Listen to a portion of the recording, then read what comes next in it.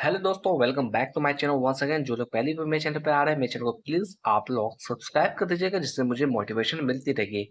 आज के इस वीडियो में हम लोग कुछ स्टॉक्स को यहाँ पर कवर करने वाले हैं। तो लिस्ट में सबसे पहले हमें देखने वाले हैं विप्रो लिमिटेड के बारे में। यहाँ पर देखिएगा, सबसे पहले मैं बात करने वाला हूँ इसके क्वार्टर्स के नतीजे को लेकर। तो क्वार्टर्स के नतीजे डिक्लेयर हो गए हैं। अगर आप पिछले क्वार्टर से कंपेयर करने की कोशिश करें क्वार्टर्स के नतीजे को, तो क्वार्टर्स के नतीजे में गिरावट हमें देखने को मिली है। नेट प्रॉफिट की बात करें, वहां पे गिरावट देखने को मिली है। तो देखा जाए विप्रो की बात करें, काफी बड़ी स्ट्रॉन्ग कंपनी है। अगर बात करें इंडिया की, तो आईटी सेक्टर की एक लीडिंग कंपनी है। तो एक दो क्वार्टर के नतीजे अगर बुरे आते हैं तो कंपनी को हम लोग जज नहीं कर सकते। अगर यहाँ पे मैं बात करूँ इसके लिए 50 डे मूविंग एवरेज के लिए, तो इसकी जो 50 डे की वैल्यू आती हुई दिख रही है वो आ रही है 182 रुपया 90 पैसे। करंट प्राइस की बात करें, करंट प्राइस है 183 रुपया 65 पैसा। देखा जाए अपने 50 डे के करीब ही ट्रेड करता हुआ दिख रहा है। अगर इसके अंदर आज के दिन वॉल्यूम की बात करें, काफी शानदार वॉल्यूम इस स्टॉक्स के अंदर नोटिस की गई थी। साथ ही साथ डिलीवरी और परसेंटेज की बात करें, 38% से भी ज्यादा की डिलीवरी आज के दिन इस स्टॉक्स के अंदर उठाई गई है।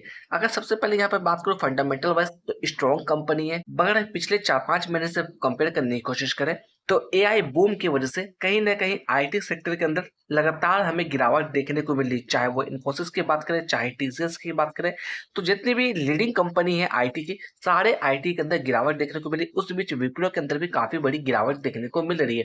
अगर इसकी वैल्यूएशन की बात करें, तो अभी हम लोग बात करें काफी सस्ते वैल्यूएशन पे ये ट्रेड करता हुआ दिख रहा है। अगर चार्ट पर चर्चा करें, तो ये देखिएगा, ये जो लेवल्स दिख रहे हैं, ये लेवल्स है नवंबर 2020 का। यहाँ पे तकरीबन तकरीबन 174 रुपये 172 रुपये के पास सपोर्ट बनाया था। उस लेवल से इसके अंदर मोमेंटम हमें देखने को मिली थी। अगर अभी हम लोग बात करें, ठीक इसी लेवल के पास यहाँ पे इसने सपोर्ट भी बनाया था।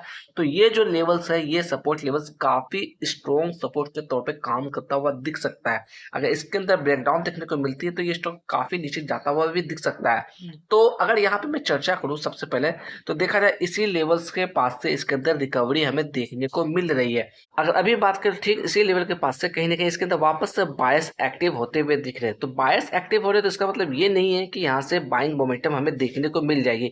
तो देखा जाए कहीं ना कहीं ये जो लेवल्स देख रहे हैं चार्ट के ऊपर, तो एक स्ट्रॉन्ग रेजिस्टेंस के तौर पर भी देखने को मिल सकता है। उसके ऊपर हम लोग बात करें सेकंड रेजिस्टेंस लेवल्स के लिए, तो ये लेवल्स भी हो सकती है। जरूरी नहीं कि इस लेवल से बायर्स हमें एक्टिव होते हुए दिखे। मे भी कहीं ना कहीं यहाँ पे कॉन्सोलिडेटेड रेंज में काम करता है, उसके बाद बायर्स एक्टिव होते हैं, तो एक स्ट्रॉन्ग बाइंग की अपॉर्चुनिटी बन सकती है। साथ ही साथ रेटिंग्स एंड फोरकास्टिंग की बात करें, देखिएगा 28 एनालिस्ट ने इसे कवर किया, 29% की रेटिंग्स हमें देखने को मिल रही है। हमारा नेक्स्ट स्टॉक है ज्योति लैब्स लिमिटेड। यहाँ पर देखा जाए, अगर यहाँ पे बात करूँ, ये जो कैंडल है मार्च 2023 की कैंडल है। और यहाँ पे मैं तकरीबन लेवल्स की बात करूँ, 182 रुपये के लेवल्स को यहाँ पे सपोर्ट बनाया था।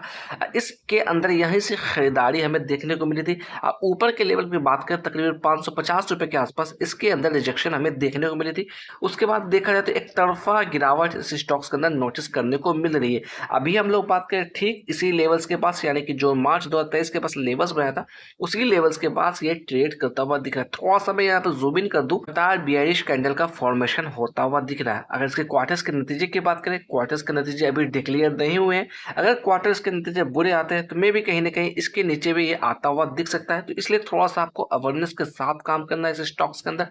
साथ ही साथ बात करें इसके अंदर वॉल्यूम की, आज के दिन तकरीबन तकरीबन 7 लाख के आसपास के वॉल्यूम नोटिस की गई थी। डिलीवरी और परसेंटेज की बात करें, 61% की डिलीवरी स्टॉक्स के अंदर उठाई गई थी। अगर यहाँ पे चर्चा कर लेते हैं 50 डे मूविंग एवरेज को लेकर, तो इसकी जो 50 डीएमए की वैल्यू निकलती हुई आ रही है, तकरीबन 204 रुपए के पास आती हुई दिख रही है। करंट प्राइस की बात करें, करंट प्राइस 198 रुपया। अगर हम लोग बात करें आज के दिन, तो तकरीबन 2% की गिरावट इस स्टॉक्स के अंदर नोटिस की गई थी। अगर यहाँ पे हम लोग बात करें अप साइड में, तो ये जो रेंज देख रहे हैं, ये अच्छा रेजिस्टेंस रेंज आता हुआ दिख सकता है। मैं सिर्फ और सिर्फ यहाँ पे पॉसिबिलिटी की चर्चा कर रहा हूँ, किसी भी तरीके की मैं यहाँ पे श्योरिटी की चर्चा नहीं कर रहा हूँ। अगर यहाँ से मेजर आउट करने की कोशिश करें कितना परसेंटेज का करेक्शन ये दिखा चुका है ओवरऑल, तो यहाँ पे देखिएगा तकरीबन 64% से भी ज्यादा का करेक्शन इस स्टॉक्स ने दिखा दिया है। तो फर्दर कहीं ना कहीं अगर किसी ने ऊपर के लेवल पर खरीदारी करके रखा होगा, उन्हें अभी भी काफी बड़ी लॉस होती हुई दिख रही होगी। इसलिए सोच समझ के काम करिएगा इस स्टॉक्स के अंदर। अगर यहाँ पे बात करूँ प्राइस फोरकास्टिंग को लेकर, ट्रेडिंग व्यू की तरफ से क्या फोरकास्टिंग देखने को मिल रही है, यहाँ पर देखिएगा 14 एनालिस्ट ने इसे कवर किया over the 1 year of time period. अगर बात करें मैक्सिमम एस्टिमेट की, तो मैक्सिमम एस्टिमेट यहाँ पे 340 रुपए देखने को मिल रहा है। मिनिमम एस्टिमेट की बात करें, मिनिमम एस्टिमेट 190 रुपए देखने को मिल रहा है। और करंट प्राइस की बात करें, ठीक करंट प्राइस 198 रुपीज के पास ट्रेड करता हुआ दिख रहा है। है। बढ़ते हैं अगले कंपनी की तरफ, वो है हमारा टाटा केमिकल्स लिमिटेड। अगर यहाँ पे मैं बात करूँ आज की, तो देखा जाए आधे % की तेजी इस स्टॉक्स के अंदर नोटिस की गई थी। दिन की हाई की बात करें 676 रुपये 40 पैसे का दिन का हाई लगाया। इस तेजी को देखकर आपको बिल्कुल भी ट्रैप नहीं होना है। क्वार्टर्स के नतीजे डिक्लेयर हो गए हैं। अगर इसके बैलेंस शीट को एक बार आप चेकआउट करने की कोशिश करेंगे तो आप देखेंगे पिछले कुछ क्वार्टर से लगातार नेट प्रॉफिट के अंदर काफी बड़ी डिक्लाइन हमें देखने को मिल रही है। तो नंबर्स कुछ खास जनरेट होती हुई नहीं दिख रही है टाटा केमिकल्स की तरफ से। साथ ही साथ पिछले एक साल से रिटर्न्स की कंपेयर करने की कोशिश करें तो देखा जाए 31.45% की भारी गिरावट यहाँ पर देखने को मिल रही है। अकॉर्डिंग टू टिकट है, परफॉर्मेंस की चर्चा कर लेते हैं। परफॉर्मेंस काफी लो नजर आता हुआ दिख रहा है। वैल्यूएशन की बात कर लेते हैं, वैल्यूएशन हाई नजर आता हुआ दिख रहा है। ग्रोथ की बात करें, ग्रोथ यहाँ पे लो नजर आता हुआ दिख रहा है।